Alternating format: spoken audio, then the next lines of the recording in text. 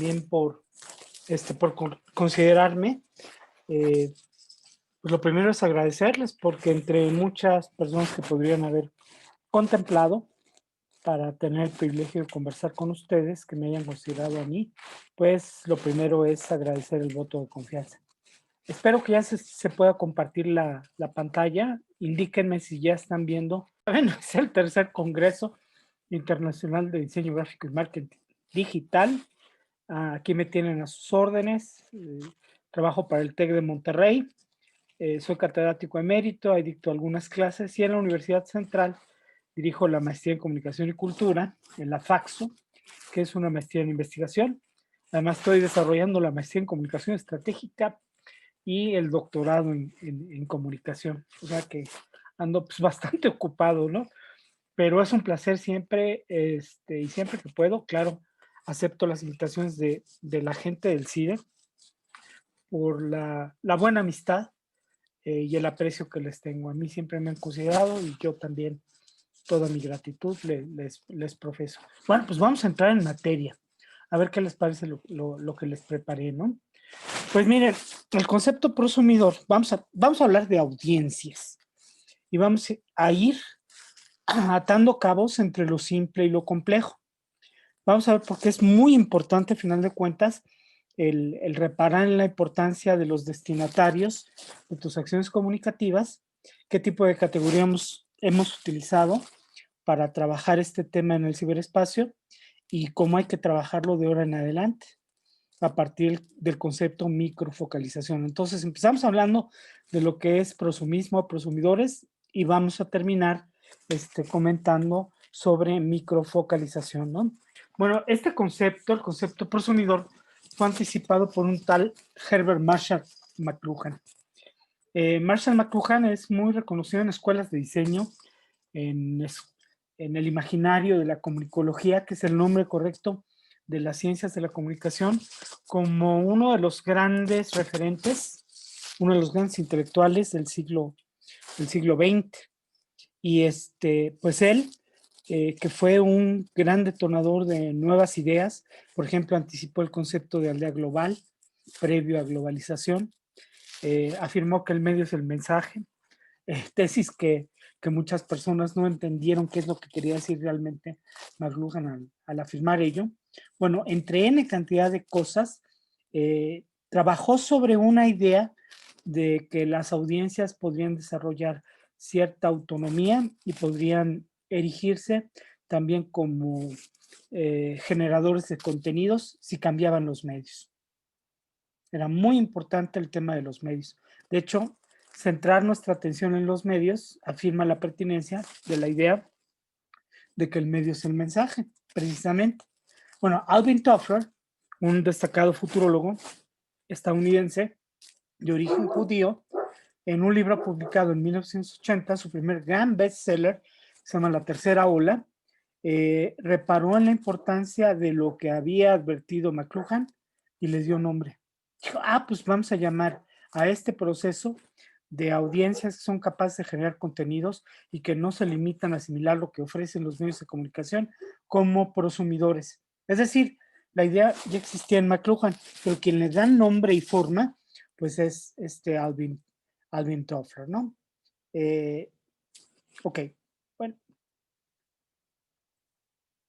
esta es más o menos la idea.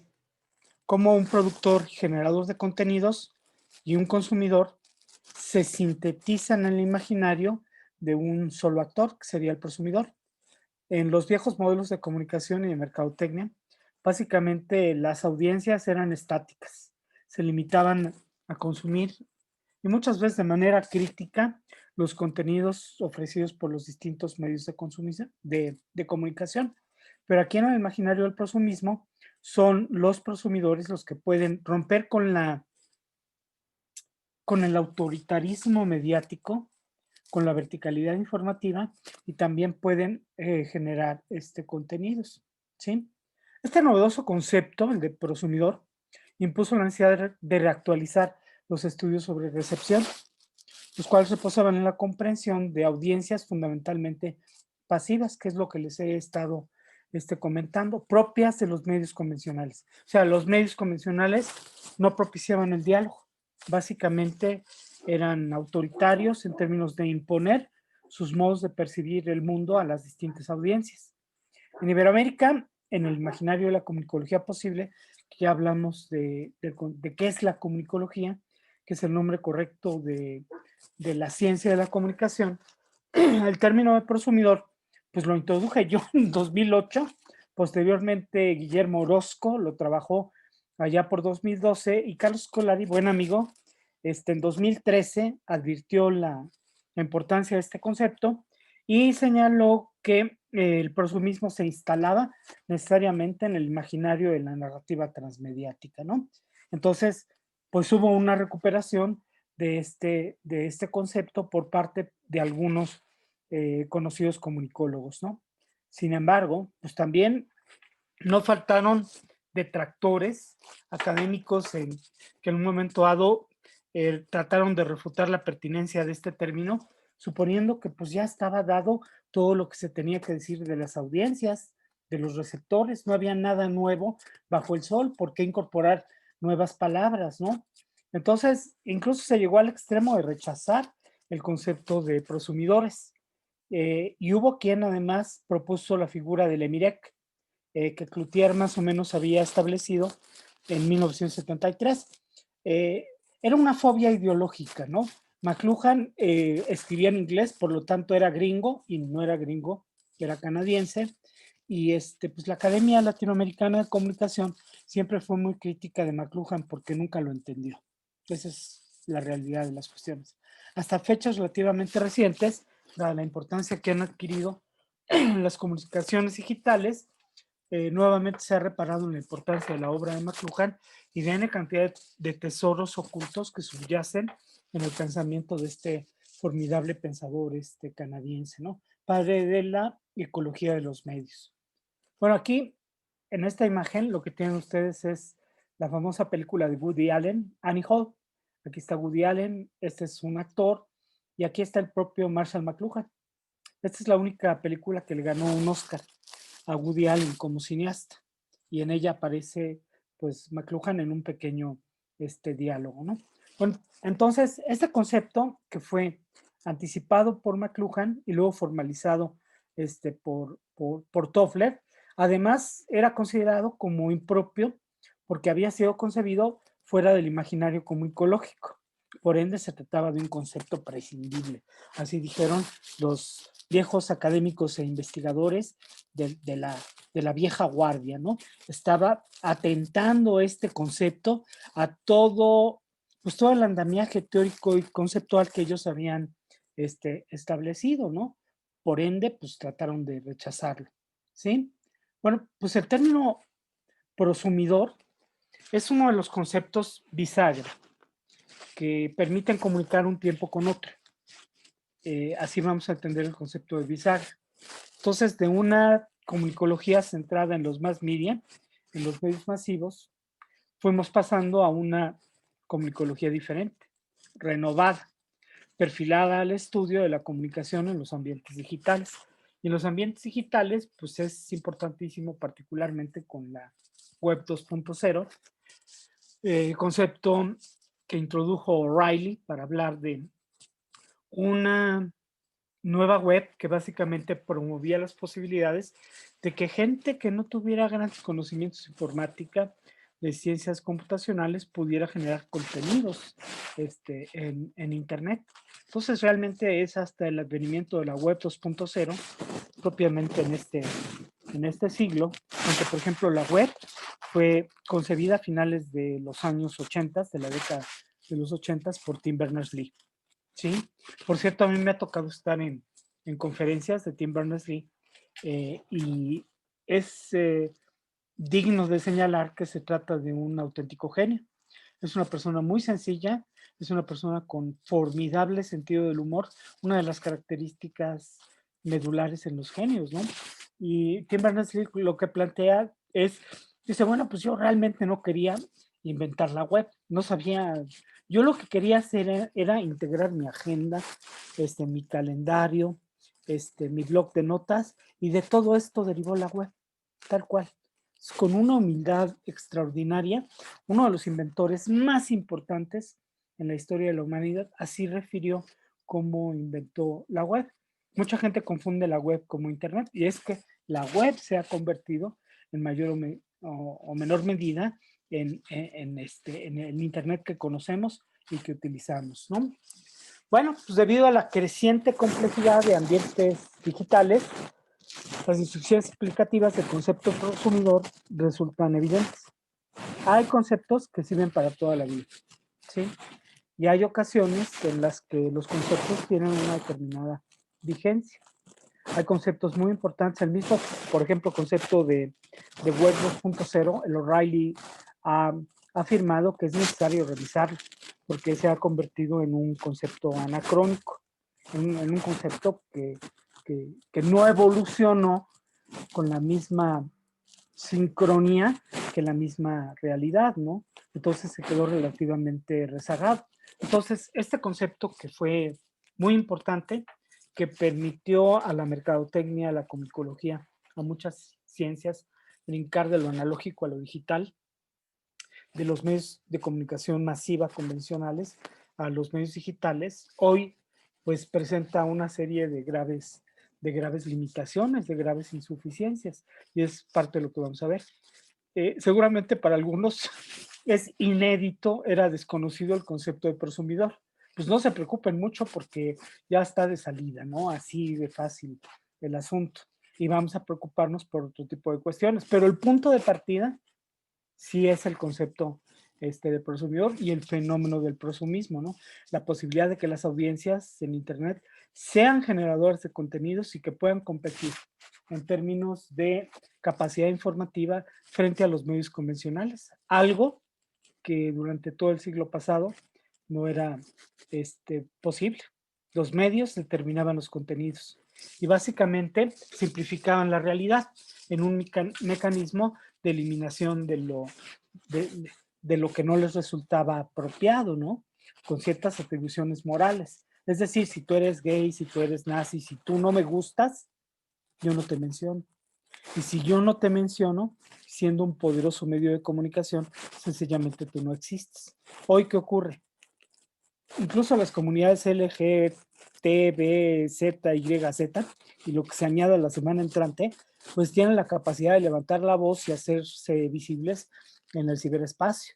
Todos, vamos, hasta Donald Trump, son visibles en el ciberespacio. Claro que hay un debate muy interesante en estos días porque Twitter y Facebook decidieron censurar finalmente a Donald Trump y hasta Merkel, ministra alemana, ha levantado la voz de, bueno, pues Trump es un idiota, no dijo eso, pero inferimos que tiene sentido común. O sea, y este idiota pues puede levantar también la voz, ¿no? La libertad de expresión, no podemos censurar a Donald Trump. Es un debate interesante porque finalmente lo que puede hacer un grupo de seguidores fanáticos, y vean ustedes, les recomiendo mucho la docuficción sobre las redes sociales en Netflix, que es muy interesante, sobre cómo pueden polarizar, diferir, dividir a una determinada sociedad. Entonces sí hay que evitar que gente tan peligrosa como Donald Trump pueda en un momento dado obrar irresponsablemente a través de las redes sociales.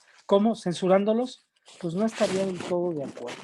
Pero sí podríamos desarrollar algoritmos de inteligencia artificial mucho más complejos que eviten en un momento dado que la grave polarización que ya presentan muchas sociedades se siga de alguna manera u otra acentuando, ¿no? ¿Ok? Entonces, bueno, hay conceptos que efectivamente pueden perder suficiencia explicativa y también vigencia, que les había comentado, ¿no? Y es el caso concreto del concepto prosumidor. Fue muy útil, fue un concepto bisagra, pero pues ha perdido vigencia y capacidad explicativa, ¿sí? Entonces, al total de usuarios de redes sociodigitales en el mundo, según los estudios de Digital HotSuite, We Are Social, que son los estudios más autorizados sobre redes digitales en el mundo, hay 2.600 usuarios de Facebook. Facebook es la red sociodigital más utilizada en el mundo. y 5 de cada 10 personas hoy en día, casi 6, tienen acceso a Internet. Y en términos generales, en promedio, según We Are Social, Digital Hootsuite, la gente tiene alrededor de 8 redes sociales como mínimo. Entonces, los principales medios informativos para la mayoría de personas en el mundo hoy, pues no son los medios convencionales, tampoco son los periódicos, son las redes sociales. Entonces, además de entretenimiento, además de comunicación con tus redes de interés inmediatos, familiares, profesionales, todo lo que tú quieras, las redes sociodigitales son un extraordinario medio informativo para miles de millones de personas en el mundo, ¿no? Pero lo cierto es que no podemos pensar que todos los usuarios de redes sociodigitales sean prosumidores. El concepto prosumidor hay que matizarlo. No puede ser generalizado indiscriminadamente al total de usuarios de las redes sociodigitales o nuevas plataformas digitales. ¿Sí? Y el concepto entonces prosumidor no puede ser indiscriminadamente generalizado para dar nombre al único comportamiento posible de los usuarios de nuevas plataformas tecnológicas y redes sociodigitales. Y el dato que ya les había comentado, ¿no? En 2020, de acuerdo con la Unión Internacional de Telecomunicaciones, que no es cualquier organismo, las estadísticas más importantes en el mundo en materia de telecomunicaciones e Internet las establece la WIT. Tal cual, para que ustedes la tengan. Entonces, a veces hay que ver el peso de las fuentes, ¿no? A mí me han tocado algunos eventos donde un determinado conferencista cita una fuente de información y bueno, ¿de dónde lo sacaste? No, pues de Wikipedia. Ah, muy bien. ¿Cuál es tu fuente de información? Ah, de Zebra. Pues, oye, para este tipo de información vete a fuentes primarias. Y entre las fuentes primarias, en toda la estadística relativa a telecomunicaciones, una de las fuentes más autorizadas, la más autorizada es esta, la Unión Internacional de Telecomunicaciones. Bueno, en años recientes, estas otras siglas que deben ustedes conocer o familiarizarse, la IAB, la Interactive Advertising Bureau. Este organismo afilia, integra al mayor número de agencias de comunicaciones y mercadotecnia digital en el mundo. ¿Sí? Por eso es tan importante que fijen ustedes la atención en lo que es la IAB y lo que representa. ¿Sí? Entonces, las principales agencias en comunicaciones digitales están afiliadas a este organismo integrador que es la IAB y tiene capítulos en N cantidad de países. ¿Sí? Tienen como requisito estar los grandes jugadores de Internet en el país para que en un momento dado la IAB pueda reconocer un capítulo. En Ecuador ha habido algunos esfuerzos por crear la IAB, pero pues no han sido muy afortunados. Y además, bueno, pues los grandes jugadores de Internet no están en Ecuador. No obstante, uno de los intereses de la IAB es crear un capítulo en Ecuador. El exdirector de IAB en América Latina se llama Gabriel Richaud, ahora es el director del capítulo México y él me ha comentado que tiene mucho, mucho interés en desarrollar un capítulo aquí en Ecuador. Bueno, pues esta fuente, la IAB, que genera muchísimos estudios, se ha dedicado a tratar de extender la categoría de prosumidor, abrirla y considerar otros actores. Eso fue una primera evolución bien importante del concepto de prosumidor. Así, reconocieron a nuevos actores digitales posibles, como los funcionales, los observadores, los conectores, los líderes y los superlíderes, ¿sí? Que serían algunas de las audiencias que hoy en día tendríamos que conocer en un plan de marketing digital. Bueno, si nuestra audiencia está conformada por funcionales, por observadores, por conectores, por líderes, por superlíderes. ¿Y qué características o comportamientos culturales tienen estos segmentos? ¿No? Sería parte del trabajo a realizar. Pero vamos identificando qué son cada uno y qué características tienen, ¿no? Entonces, bueno, los primeros, los funcionales. Ay, perdón, mil disculpas. Estos representan un tercio de la población digital en la mayoría de los mercados, ¿sí? Son lentos y cautos al adoptar nuevas tecnologías y dispositivos. Es una de las características. Es decir, aquí encontraríamos gente mayor, no son ni millennials, ni centennials, ni mucho menos pandemias. Serían en un momento dado gente mayor a 40 años de edad aproximadamente, ¿no? Lo hacen por la necesidad de mantenerse al día, el principio de actualización, y entienden que las habilidades, competencias y el consumo de información digital es determinante en su oficio, en su ocupación o en sus intereses, y obtienen intereses muy, muy prácticos en la innovación tecnológica, ¿sí? Tú puedes, por ejemplo, venderles las bondades en materia de redes de 5G que te representa un iPhone 12, ¿sí? Pero en un momento dado, lo que va a ocurrir es que no lo van a comprar hasta que casi, casi se agota el ciclo de vida en el mercado del iPhone 12. Están un poquito rezagados, ellos necesitan comprobación. Es el sector conservador. Así, el conservadurismo digital, en términos de cultura de consumo, lo representan precisamente los funcionales. Serían este segmento que espera que algo demuestre sus resultados para que ellos puedan incorporarlo o adoptarlo. ¿Sí? Bueno, los observadores, estos son más curiosos, sí se entusiasman por las nuevas tecnologías, y se documentan, tratan de reconocer con relativa anticipación a otros actores, distinguen las recientes innovaciones tecnológicas e incluso disfrutan resolviendo algunos de los retos que éstas les representan. Entonces, pues es un sector mejor informado, trata de asumir una posición vanguardista, pero fundamentalmente se instalan en un imaginario operativo.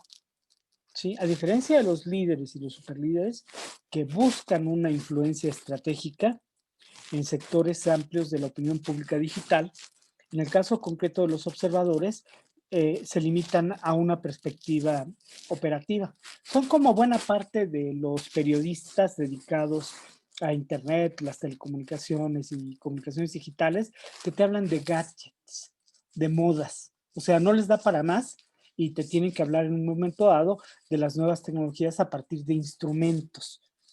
Fíjense que este es el nuevo gadget, la nueva app, te hablan de curiosidades y sí, pues sí, tienen cierta información, pero no tienen una mirada estratégica. Son sumamente operativos, ¿sí?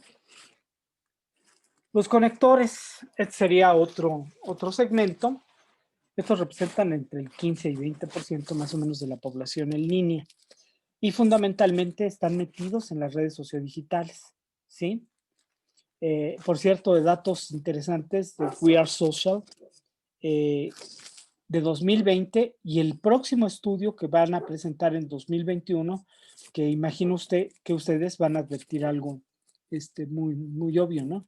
En promedio, hoy la gente en el mundo dedica más de 8 horas, es decir, más de una jornada de trabajo a estar en Internet y casi el mismo tiempo a las redes sociales, ¿sí? Una cantidad de tiempo enorme, ¿no? Pero el tema es, ¿y qué ocurrió con la pandemia? Con la pandemia se incrementó el tiempo y las actividades en el ciberespacio. Es decir, la educación en línea y el teletrabajo, algo que no formaba parte de la agenda de muchísimas instituciones, finalmente se vieron orilladas a reconocerlo, a aceptarlo, porque sencillamente la furiosa propagación de la COVID-19 obligaba a que las actividades económicas tuvieran que seguir a través del ciberespacio. Entonces, lo que vamos a ver en el estudio relativo a 2021, que va a presentar finales de febrero, quizá principios de febrero, We Are Social, HotSuite, su estudio Digital 2021, es que el tiempo en el ciberespacio se incrementó el tiempo en Internet y se incrementó el tiempo en las redes sociodigitales. Y también se incrementó curiosamente el tiempo en los medios masivos convencionales. Los mejores estudios que yo he estado revisando sobre el comportamiento de la gente durante la pandemia es que la gente busca entretenimiento en los medios convencionales, ¿sí? Y se incrementó notablemente el consumo cultural en medios convencionales. Y en redes sociodigitales también se incrementó y más el tiempo. ¿Qué es lo que busca la gente en redes sociodigitales? Información. Entonces, los medios, fíjense cómo hubo una redistribución del consumo cultural. Si buscas entretenimiento, están los medios convencionales. Si buscas información, fundamentalmente están las redes sociodigitales e Internet en términos generales, ¿no? Pues bueno, las nuevas tecnologías y los nuevos dispositivos per se no les interesan. Ellos no son, están más allá de los gadgets, ¿sí? Básicamente les interesan los fenómenos de comunicación que se presentan en las redes sociodigitales. Los conectores, son muy importantes en el desarrollo de campañas de propaganda política, que es con lo que vamos a cerrar. Ahí les voy a hacer algunos comentarios. En Ecuador estamos en tiempos de campañas, tenemos como 300 candidatos a la presidencia, más los que se acumulen la semana entrante, y están en TikTok haciendo estupideces, están haciendo tonterías, la mayoría de los candidatos, pésimos equipos de campaña detrás, y no entienden lo que significa la vida en el ciberespacio, y no entienden porque no investigan. La mayor parte de sus publicistas o jefes de campaña, propagandistas, gente muy floja y cree que tiene un don de infalibilidad que puede hacerles prescindir de investigar. No hacen trabajo de campo, no salen a la calle, no preguntan cómo se siente y qué está expresando la gente en esta relativa cuarentena ya, a pesar del rebrote que estamos enfrentando, que alarma a todo el mundo, y que de cierta manera la promesa de una vacuna relativamente inmediata amortigua, pero sería un momento muy grave para la humanidad entera si no tuviéramos la esperanza de la proximidad de la vacuna. ¿Por qué? Porque en todo el mundo los rebrotes han sido furiosos, ¿no? Pero los jefes de campaña piensan como si nada de esto pasara y que TikTok está de moda y por eso podemos hacer cualquier idiotez. Van a ver el video con el que voy a cerrar. Bueno, después de los conectores tenemos a los líderes, ¿sí? Los líderes no tienen que ser expertos en Internet, es gente influyente, gente que influye. Y, por ejemplo, la economía mexicana, que no está dolarizada, pero sí está. O sea, no tiene al dólar como moneda oficial, tiene al peso, pero cada vez que este señor abría la boca, la economía mexicana temblaba. Sí, se podían perder miles de empleos, decenas de miles, en un día, con un tuit de este señor, que se reflejaba inmediatamente en la bolsa, en los mercados, en el comportamiento general de la economía. Entonces, los líderes se ubican al extremo superior de la influencia digital. Se distinguen por su participación en medios digitales y sociales. Tienden a estar involucrados en línea todo el día, si no él, sus equipos, y suelen incidir en la genuina. Esto genuino es muy importante. No estamos hablando de granjas de trolls, de bots y porquerías de esas características, que también son de las fórmulas más mediocres de expertos en propaganda sucia a través de Internet. Así no se ganan campañas, ¿sí? Pero lo venden como parte del numerito que saben hacer, pues contratan a N cantidad de empresas dedicadas a generar bots, trolls, y en un momento dado elevan la visibilidad del candidato. Pero el contenido, ¿cuál es la propuesta? Entonces, realmente te hacen más daño que beneficio, porque es más peligroso visibilizar a un idiota, y aquí tienen el perfecto ejemplo de ello, que manejar en un momento dado la discreción.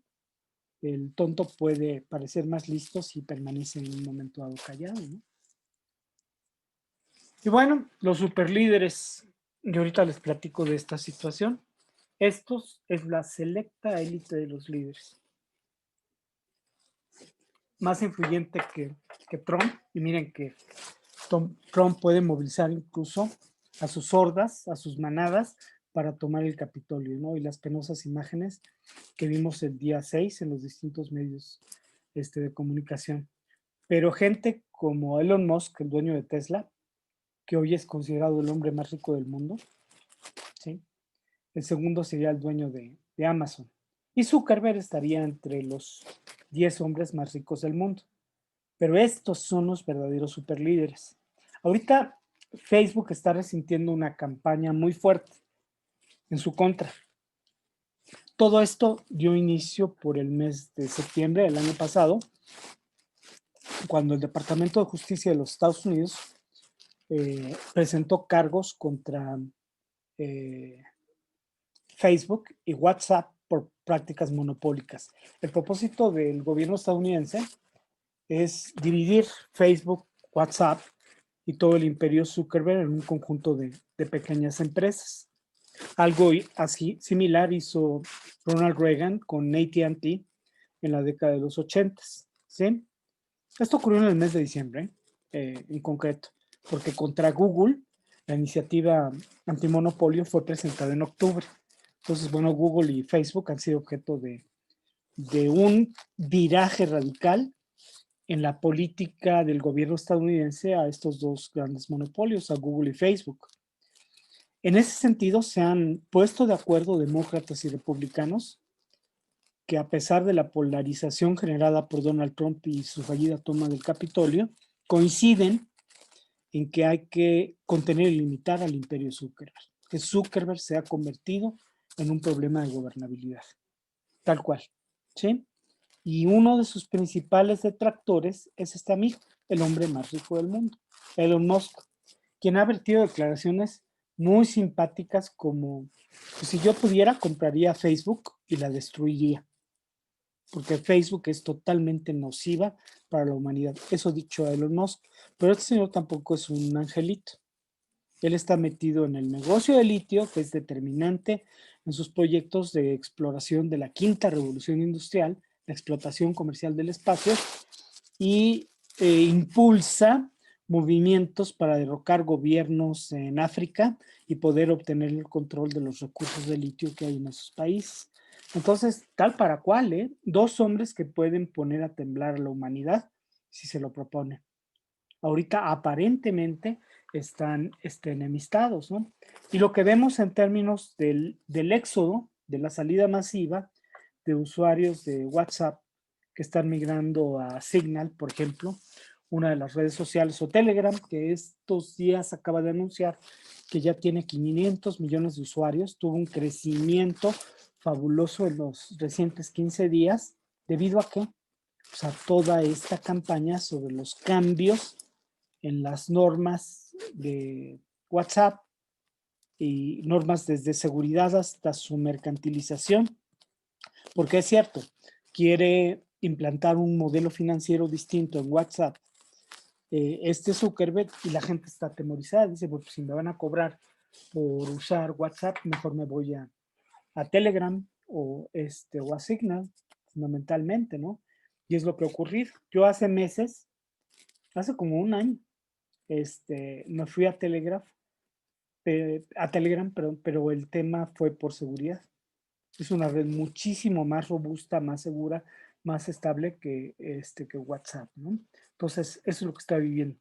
Y no duden, porque nada es fortuito, que la intensa campaña de desprestigio que está viviendo WhatsApp, pues tenga patrocinadores como este amigo, como Elon Musk, que bien podrían estar interesados en debilitar pues todo el imperio económico de Zuckerberg, ¿no? Detrás de esto. También entre los supermillonarios, los celos y los instintos más primitivos se mueven y cuentan.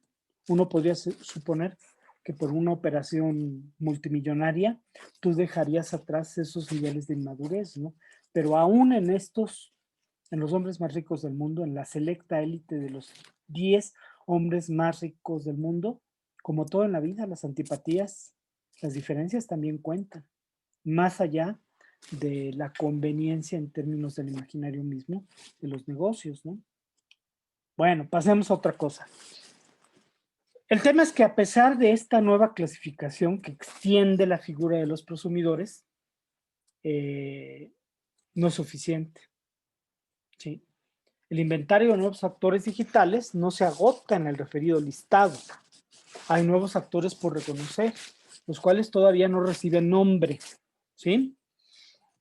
Eso es el último punto en términos de prosumidores y prosumismo, ¿sí? Es decir, las categorías y conceptos siempre van atrás de la realidad. La realidad los desborda, más dinámica, se modifica de forma más vertiginosa, ¿no? Entonces, hoy también en estas categorías propuestas por la IAB, podemos en un momento dado advertir que están rezagadas, que no describen todo el tipo de manadas posibles que hay en el ciberespacio y en las redes sociales. Hay otras, pero no tienen nombre. Estos serían unos criterios de agrupamiento muy generales que nos pueden servir, pero que no agotan la complejidad de la realidad de cuáles son los grupos que se encuentran en el ciberespacio, ¿sí? Y entonces, el comportamiento de los actores digitales es complejo y variable. Eso hay que entenderlo. Sin embargo, debemos destacar que los nuevos actores digitales que ha identificado la IAB representan una lógica extensión del concepto presumidor. O sea, ya es un mérito pensar en nuevos tipos de presumidores. Ya vas un paso adelante. O sea, quienes apenas descubren aquello del presumidor, pues apúrense. Quienes ya advirtieron que hay algo más que el presumidor van mejor, pero todavía están rezagados. En Iberoamérica, pocos académicos se han percatado de la introducción de los nuevos actores digitales. Si ves Scopus, Web of Science, que son dos de las fuentes más importantes en términos de la producción académica de calidad, te vas a dar cuenta que hay un reducido número de estudios sobre el tema de los post-prosumidores, que es parte de lo que les acabo de describir. Sí, de los conectores, los funcionales, líderes, superlíderes, ¿no? Entonces, ya quien los menciona ya va de gane. Pero es muy reducido el grupo de académicos que se han preocupado por investigar y comprender todo esto. En ese sentido, la gente que está en la mercadotecnia va muchos pasos adelante de los académicos. Los académicos están también sumamente desfasados en términos de cómo van persiguiendo la realidad. O sea, si bien el concepto presumidor fue anticipado desde el imaginario comunicológico, McLuhan, además debemos tener muy presente que Alvin Toffler, al formalizar el término, lo ubicó en la perspectiva de una nueva economía política. O sea, el propósito de Toffler, que es quien le da nombre a lo anticipado por McLuhan, dice no. En realidad el prosumidor es un actor que a través de la economía colaborativa, grábense ese concepto de economía colaborativa, va a construir un nuevo orden económico mundial. ¿Cuándo? Con el advenimiento de la cuarta revolución industrial. La cuarta revolución industrial es un término acuñado por Schwab, que es el director y fundador del Foro Económico Mundial en Davos. Incluso tiene un libro publicado sobre la cuarta revolución industrial. La cuarta revolución industrial se fundamenta a partir de dos grandes tecnologías, la inteligencia artificial y la robótica, pero integra muchas otras tecnologías más. Implica la nanocéutica, nanotecnologías, impresoras 3D, Internet de los objetos, N cantidad de. Y básicamente la idea es un mundo robotizado, un mundo en el cual los robots sean capaces de pensar y tomar decisiones.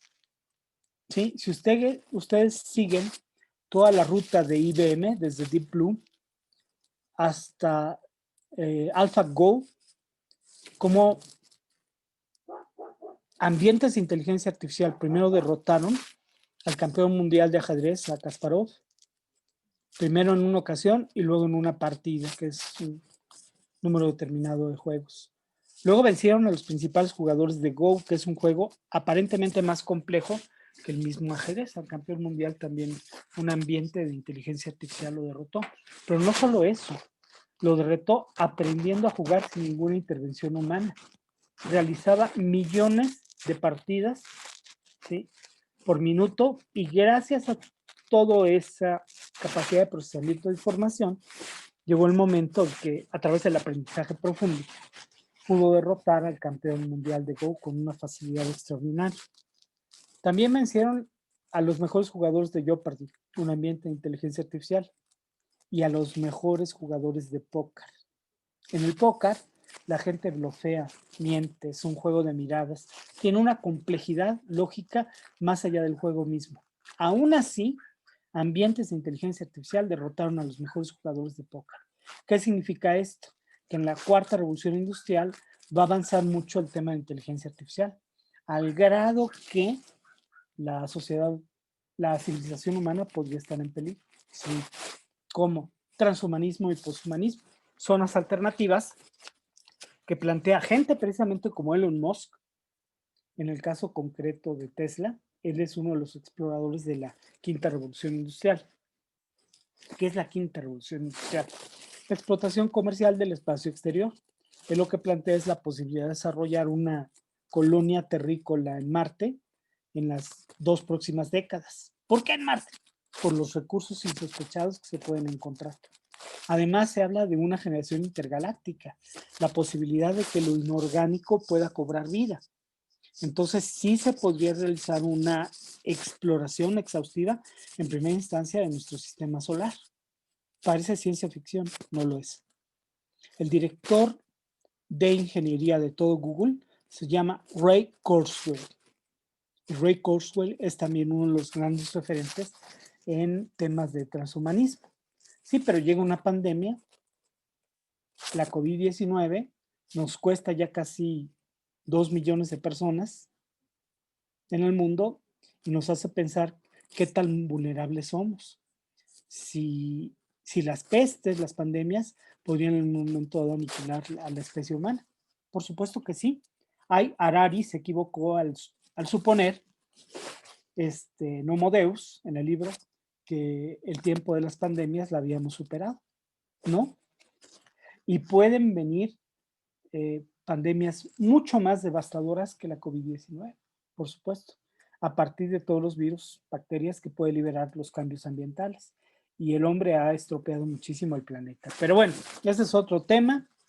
Ahorita no tiene nada que ver, pero es importante tener presente. El prosumidor, entonces, que es la figura concebida desde el imaginario comunicológico por McLuhan y Navy, lo recupera Toffler, nos habla de una economía colaborativa, la economía del conocimiento, que aparece el 4 de octubre de 1957 con el lanzamiento al espacio del Sputnik, primer satélite artificial, y la carrera de los Estados Unidos y la extinta URSS por llevar al primer hombre a la Luna. Y en julio de 1969 Neil Armstrong pisa la superficie lunar y acuña la memorable frase de pues es un pequeño paso para el hombre y un gran salto para la humanidad. Entramos a un nuevo periodo económico que terminó hace 4 o 5 años. La economía del conocimiento, la sociedad de la información y el conocimiento. A partir de hace 4 o 5 años, según Schwab, que es el director del Foro Económico Mundial, ingresamos a un nuevo tiempo histórico que ha sido acuñado como cuarta revolución industrial. Y vamos a ver algunas cosas de las audiencias de la cuarta revolución industrial. Con eso vamos a cerrar.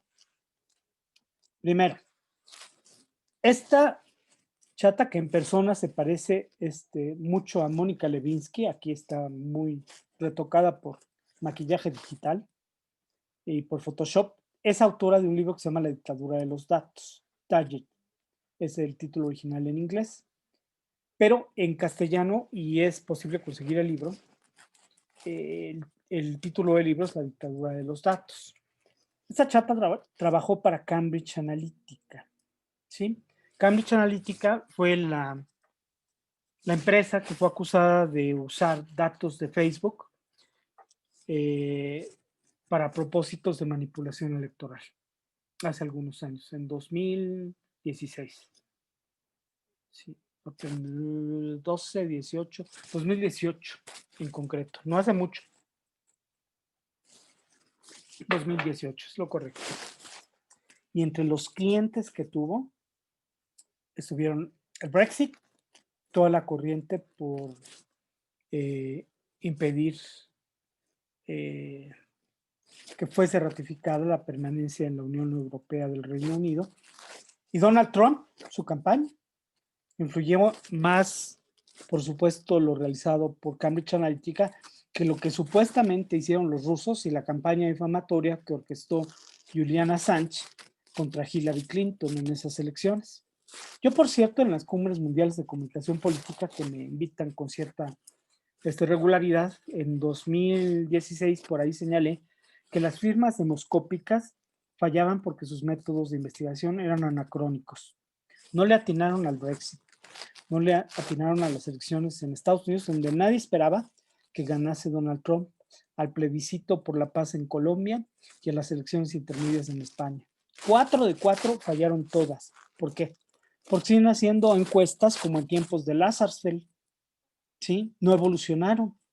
Hoy, a través de algoritmos predictivos, se puede en un momento dado reconocer cuáles son las verdaderas intenciones y deseos de las personas.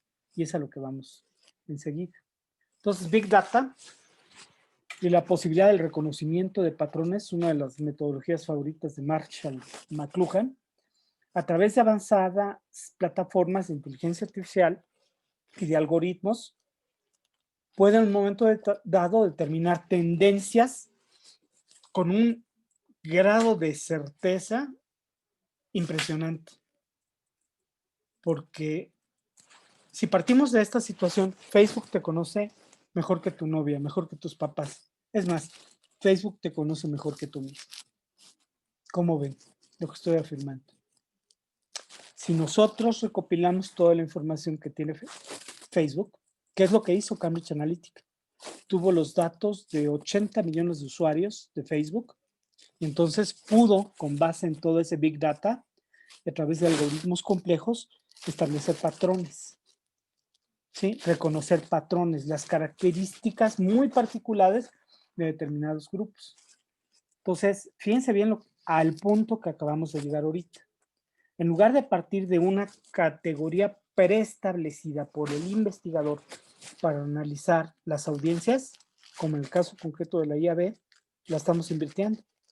Las categorías están en la realidad, pero yo no las conozco. Y lo que voy a hacer es a través de Big Data, ¿sí? Acumular gran cantidad de información, procesarla y ver qué patrones en un momento dado se desprenden. Entonces, la construcción de las categorías te la da la realidad, no el manualito que trae el investigador, ¿sí? Entonces, la idea es esa, ¿no? La clave es saber qué hacer con los datos. A este complejo proceso le denominamos microfocalización, es el nombre que admite. ¿Sale? La publicidad genérica es costosa e imprecisa. Es más, no sirve para nada, tal cual. En cambio, la comunicación conductual, operaciones psicológicas, se utilizan mucho en el ejército, por cierto. Es otro tema. Pueden influir incluso en públicos hostiles. ¿Sí? Es una de las cosas bien interesantes de de este trabajo tan sofisticado que se puede en un momento de realizar a través de inteligencia artificial. ¿Sí? Y bueno, pasamos de lo demográfico a lo psicográfico. Estudios de personalidad, valores, actitudes, intereses y estilos de vida. ¿En dónde está todo eso? Pues está en Facebook, en lo que tuiteas, en toda tu vida digital, mucha de la cual admitiría otro tipo de inferencias analizada por un especialista externo. Tú dices, bueno, así soy y yo me acepto. Si busco novia en Facebook, si busco un amante, si busco drogas, así soy, tal cual. Sí, pero eso no lo sabe el encuestador, pero sí lo sabe Facebook. Y a través de Facebook, si tengo acceso, no porque tú me intereses como un individuo en particular, me interesa el dato y el perfil. Y puedo en un momento confeccionar o reconocer perfiles a los cuales, a estos grupos, puedo proyectar mensajes personalizados. Que esa es una propaganda y publicidad sumamente efectiva, ¿no? Entonces, el perfil psicográfico, identificar datos relevantes de los estilos de vida de las personas, me va a permitir tener una comunicación al detalle muchísimo más precisa, más exacta, en términos del mensaje que quiero yo en un momento dado transmitir. No es un trabajo sencillo, es un trabajo que demanda desde algoritmos, el manejo de Big Data, el manejo de psicología, implica un equipo interdisciplinario de primer nivel que pueda realizar este tipo de operaciones. Es decir, los viejos aparatos de propaganda y las viejas agencias de publicidad no sirven para nada. En México, uno de los más destacados investigadores, en México como en casi toda Iberoamérica, los más destacados investigadores no trabajan para la academia, trabajan para las empresas y para ciertos gobiernos. Uno de los más destacados es este amigo que ven acá, Heriberto López Roma. A él le encargaron realizar un estudio sobre la familia mexicana porque el eslogan, él es uno de los investigadores más importantes de Grupo Televisa. Entonces Televisa dice, bueno, el Canal 2 está posicionado como el canal de la familia mexicana, pero vemos que estamos perdiendo audiencia frente a Netflix, frente a tal competencia, frente a las telenovelas colombianas, etcétera, ¿no? ¿Qué podemos hacer? Entonces lo primero que hizo Heriberto fue un estudio que permitió reconocer 11 tipos posibles de familias mexicanas. Estudio de campo. Estuvo investigando, ya hay parejas de dos lesbianas que tienen un hijo, que lo adoptaron, papá soltero. Hay N cantidad de conformaciones, 11 fundamentales, que reconoció a partir de estudio de campo y procesamiento de información Heriberto. Fue a la antigüita, quizá a través de Big Data, y con algoritmos hubiese sido quizá más fácil reconocer estas 11 familias mexicanas. Sin embargo, vean ustedes la idea que tenemos, ¿no? Que es construir las categorías a partir del estudio de campo Big Data y no partir de categorías que no necesariamente agotan la complejidad de la población real. Y eso es lo que en un momento dado tenemos. Y hay un estudio reciente también de Heriberto de cómo se comportan las familias frente a la COVID, la vida en casa a través de un panel digital, que también cambian nuestra perspectiva de muchísimas cuestiones, porque cómo se compartan estas 11 familias diferentes, estas 11 tipos posibles de familias distintas en su vida en pandemia, yo creo que sería una información muy útil, muy importante, muy valiosa para quien quiera hacer ganar un candidato a la presidencia, ¿no creen? Hay elecciones en Ecuador, pero hay pésimos propagandistas. Vean esto tan infame. Hay quien le sugirió a algún candidato, pues tienes que estar en TikTok, ¿no? Vean nada más el ridículo ahorita.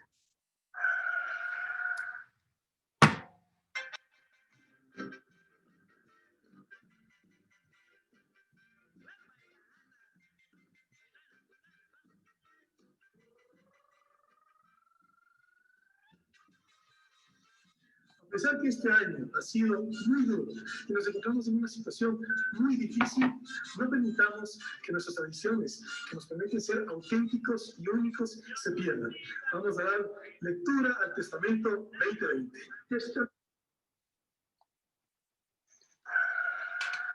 Bueno, a veces con humor involuntario se puede terminar una conferencia.